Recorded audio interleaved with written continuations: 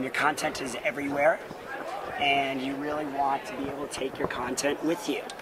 Right now, it's scattered throughout the web, and you really want to take your content off of YouTube and put it on Google Video, or put it on Brightcove, or you have your photos on Flickr and you want to take them to your own website, or you want to give them to Yahoo groups.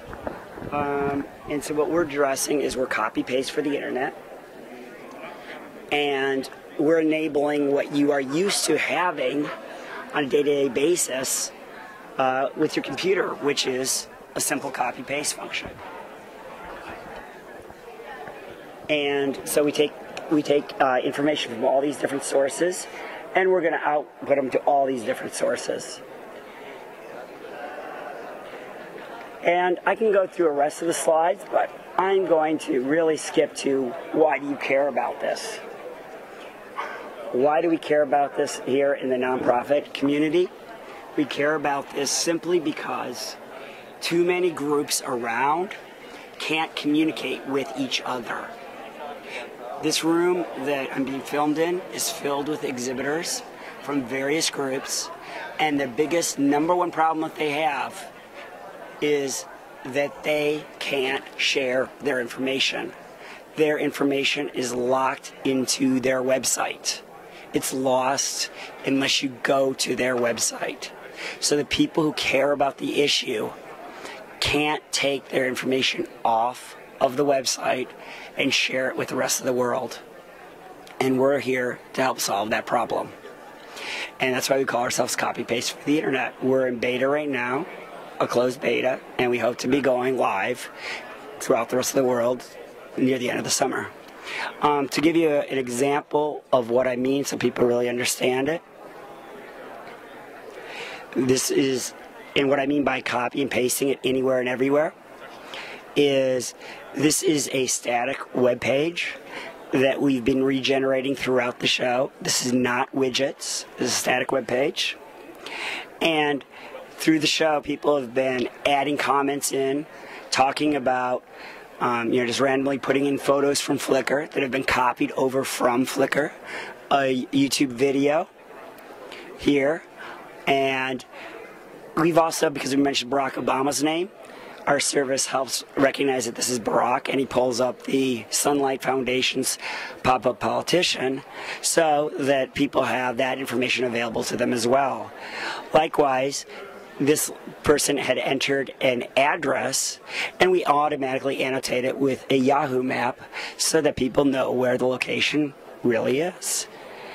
And so with copy and paste, someone who's coming to this website will be able to easily copy this content. So even if this website removes it, they've got a copy this content, and take it with them to another website.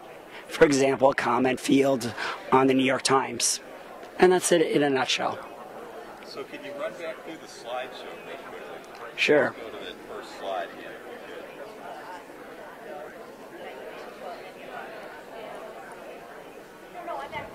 This is Paul Terry Wallace with Spring.net, and we're here at Netroots Nation talking to Amplafi, spelled A-M-P-L-A-F-I. And the gentleman we're talking to is going to take us through a slideshow. His name is Patrick Moore, and he's from Silicon Valley. Here, Patrick, I'm going to give you the mic so you can talk us through this. Okay, so I guess I should start from the beginning here because it's a little automated. So this is very briefly this problem we're solving. Your content is everywhere on the web, and you want it someplace else. It doesn't matter where it is, you want it someplace else. And it's not just your content, it's content that other people have posted that you think is pretty cool, and you want to take it with you, and with you to another site. And we're solving the problem that there is no good service now for the take it with you problem.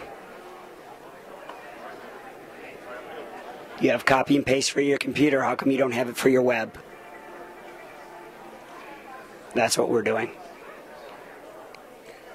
These are just some examples of things that we are working on or have already in progress. Let's hold that slide a minute there. There's a lot on there, and I want to kind of scan across it. We've got, tell us the boxes on the top. Well, if you're part of an email list that has lots of good information on it, knowledgeable people, your inbox is full of data, and you don't have any good way to store it. You don't have any good way to take that information and post it in a comment field or include it as part of your blog. And I know that some people are going to say, oh, that's pretty easy, that's pretty trivial, you know, Control-C, Control-V, no problem. But you know what?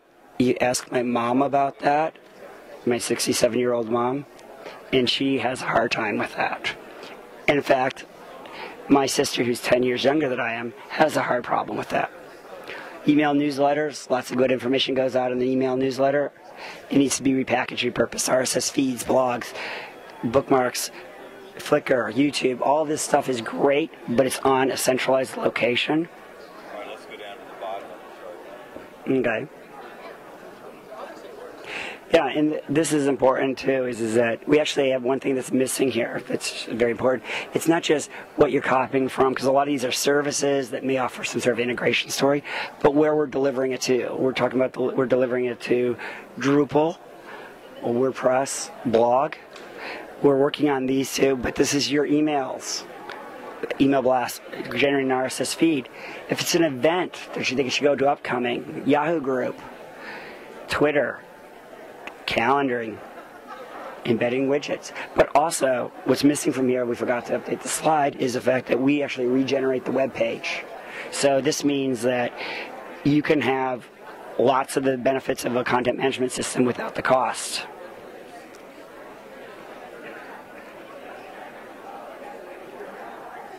Did I go too quick? So what we're also effectively is micro-syndication. Newspapers, traditional media is micro-syndication. That's effectively what we're doing.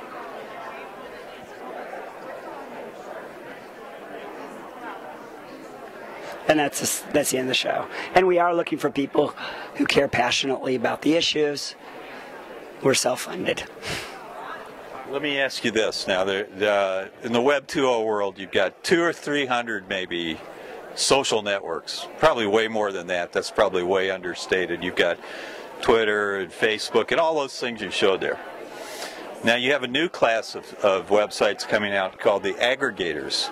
And what they're doing is they're pulling all your content together in one place on one website. So say if you post something on Twitter or on Delicious or on Facebook or on MySpace or any of these things, it all puts it on one page so that you can review what you've said. In your public, your followers can go to that page, your public version of that page, and also look at that. And that's kind of what I would call pulling from the web, okay?